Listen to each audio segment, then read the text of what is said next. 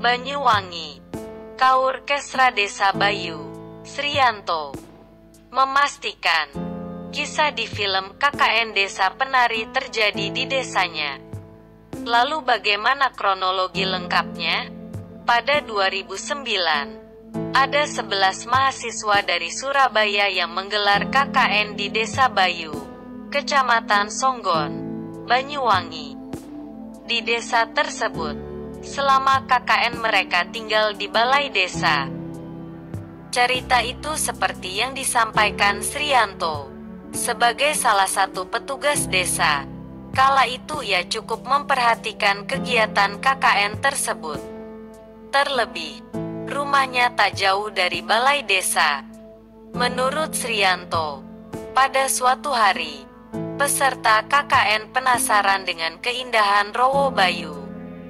Mereka kemudian mengunjungi tempat wisata itu. Awalnya mau lihat Rowo Bayu, terus namanya orang pencinta alam. Mereka langsung ke Darungan, wilayah perkebunan Bayu Lor, kata Sriyanto kepada Detik Jatim.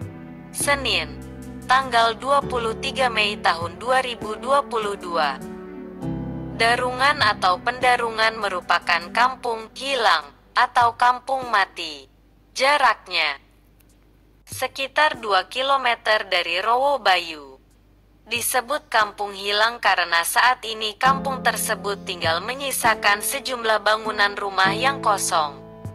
Para pekerja perkebunan yang sebelumnya menghuni rumah-rumah tersebut sudah pindah sejak tahun 2000-an. Menjelang sore, mereka kembali dari Darungan ke balai desa Bayu. Namun ada sepasang mahasiswa dan mahasiswi yang memilih bertahan di Darungan.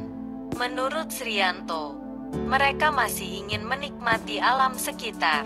Namun ada juga yang berkisah, dua muda-mudi itu melakukan perbuatan tak senonoh di Darungan. Mereka berdua pulang saat matahari sudah tenggelam. Di tengah perjalanan pulang, mereka mendapat tawaran untuk mampir ke rumah seseorang. Sepasang mahasiswa dan mahasiswi itu menerima tawaran tersebut. Dari sini, cerita mistis mereka dimulai. Begitu mereka masuk rumah tersebut, mereka seperti masuk istana. Ada rajanya, ada dayang-dayangnya, disuguhi tari-tarian, gamelannya lengkap.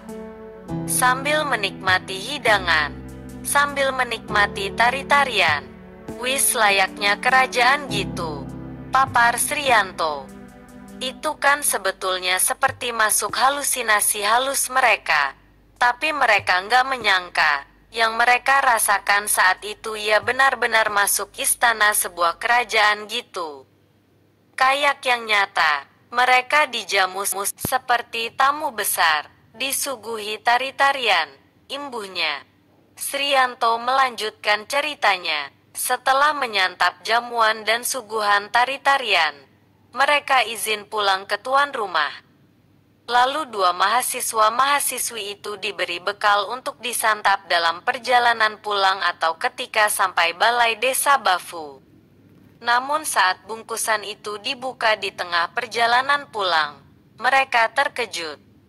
Sebab isinya kepala kera. Mereka mempertanyakan tempat yang sebelumnya disinggahi, yang ternyata tempat gaib yang kemudian kini disebut sebagai Desa Penari. Mereka terkejut, padahal waktu di pesta tadi, mereka merasa suguhan dagingnya daging beneran.